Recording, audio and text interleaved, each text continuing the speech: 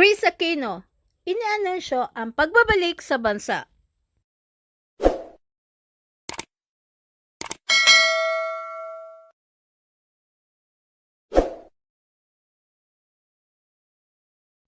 Inianunsyo ng TV host actress na si Kris Aquino na siya ay naglalakbay na pauwi ng Pilipinas.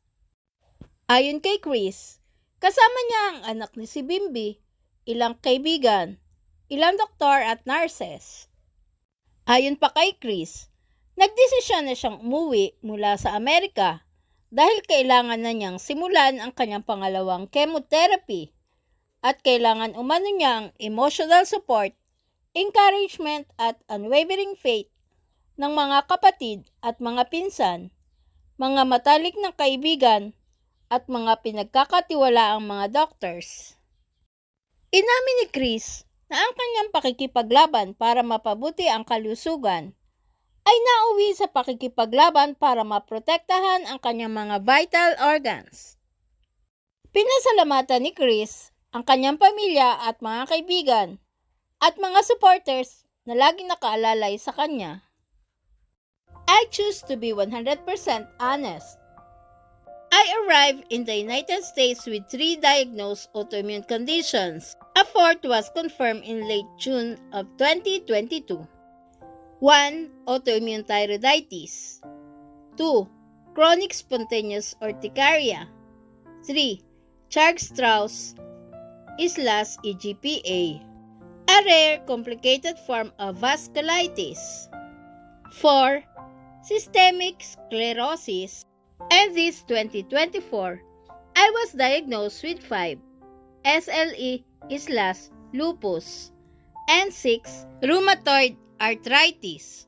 We are still waiting for the results of 2 more autoimmune conditions. I thank all of you for your prayers. Maraming salamat po sa inyong patuloy na malasakit at suporta.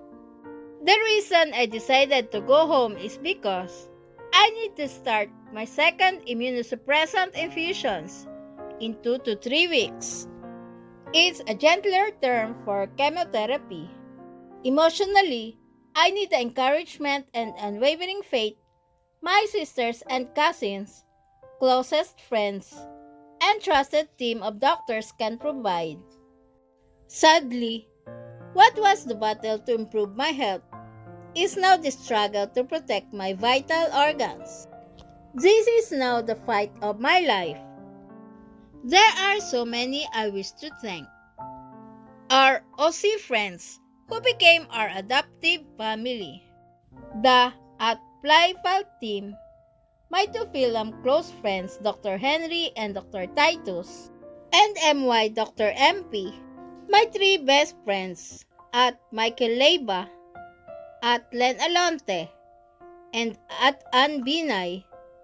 Kuya Josh is staying with Ann for a few more weeks. My film nurses, Mike, Cara, Patricia, and my source of strength and God's biggest blessing, my Bim.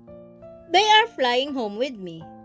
A longer gratitude post when we get home. Bawal sumuko. Tuloy po ang #laban. Si Kris ay kasalukuyang nakikipaglaban sa multiple na life-threatening na autoimmune na sakit at nagpagamot sa Amerika simula pa noong 2022.